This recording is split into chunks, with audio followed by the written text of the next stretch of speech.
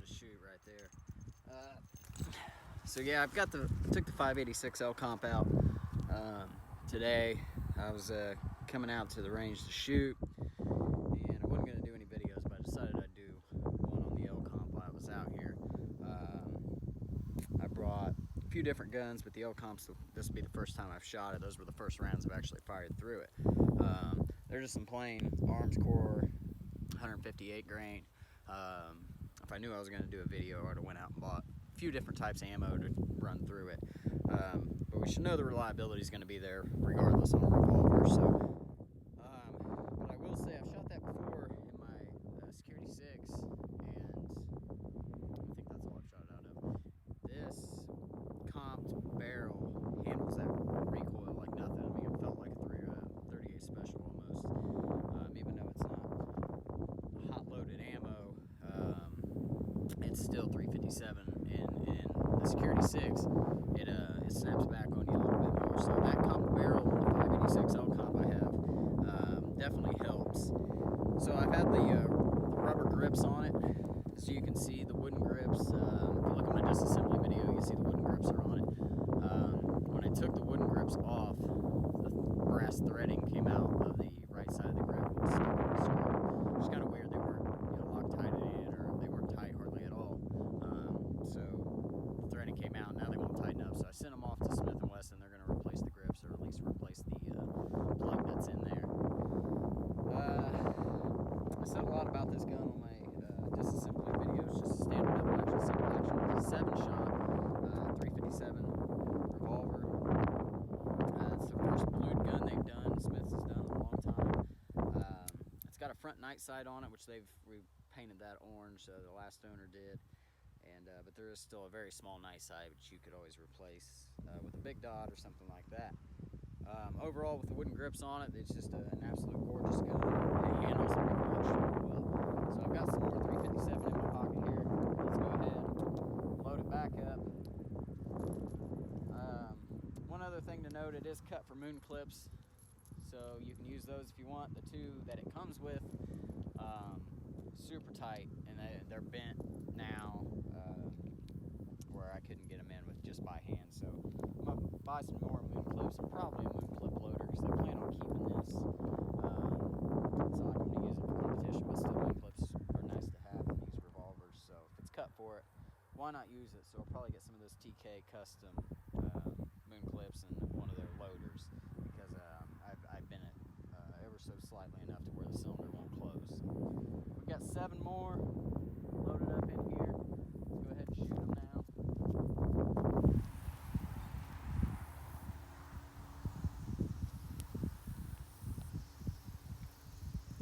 Kind of overgrown here since the last time I've been out, so I had to move the targets up front a little further.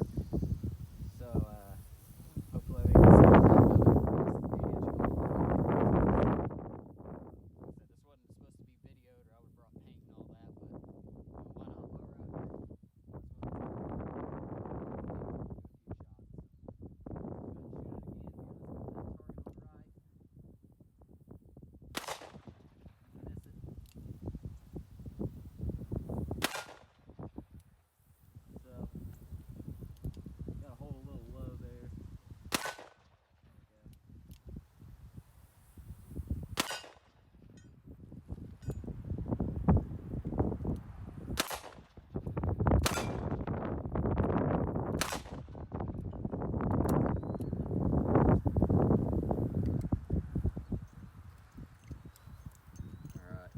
Like I said, it handles the recoil excellent. Probably one of the best that I've shot. I haven't shot a ton of revolvers, but definitely handles that 357 load pretty darn well. So let me go ahead, let me move the camera here, and we'll get a little bit more close up on the gun during its firing.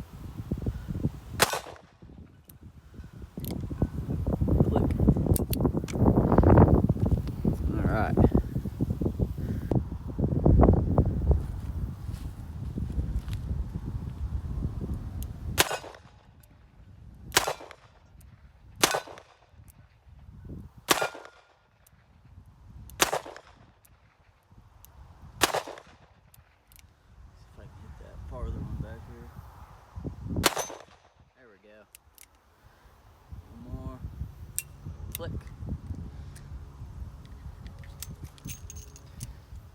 Awesome, awesome. This is a fantastic gun. Like I've said before, I'm not a huge revolver person. You know, I'm not a revolver lover. I mean, obviously I respect them. I enjoy shooting them, but I'm not a big collector of them. I don't own multiple, 18 revolvers like a lot of people do, or I'm just not that kind of collector. I like semi-autos a little better, but this gun is just, I think this is going to be a keeper. I'm a big trader and I'm always out trading, but I really love this. I think the design, the looks of it are perfect. The trigger on it's phenomenal. I'll try to show you a little bit here if I can get a little closer, but the single action pull is just nothing. The double action is smooth, crisp. It's got a nice clean break, and the single action, I mean, there's no take up whatsoever. You just barely move your finger and it's there. So if you look at my disassembly video, I think I measured it in that video, or at least I give a little bit more of a close-up.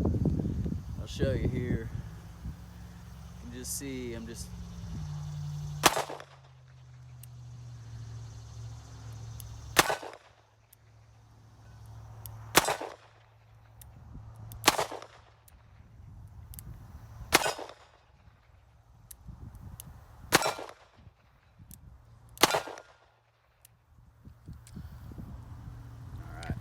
So with the double action, what I really like about it, it's smooth as can be, but I can stage the trigger. So basically I know, I can tell when it's gonna break. I'll grab a few more rounds here. We'll load it up.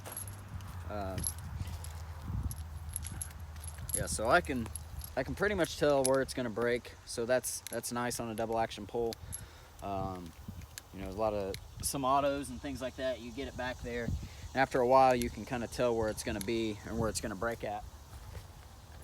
But this one's pretty distinct. Hopefully you can see it in the video. Let's go ahead and shoot a little bit more here.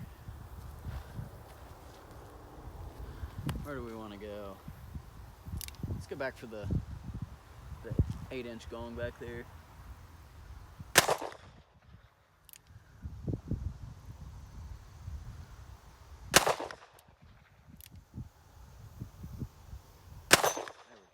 Hold right in the middle on that one. Nice.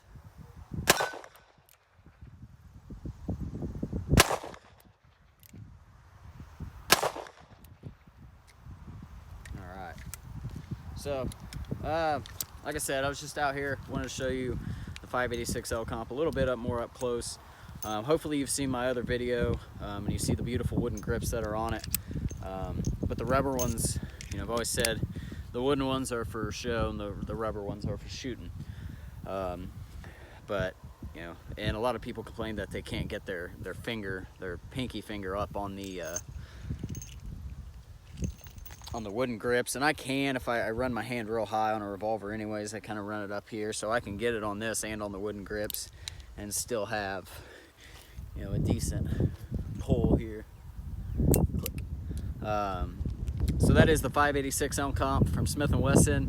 One beautiful revolver. It does have a price point of about $1,000, $1,100. So is that worth it to you? That's going to be up to you. I can't make that decision for you. A lot of people have problems with that lock. They hate new Smith & Wessons because of that.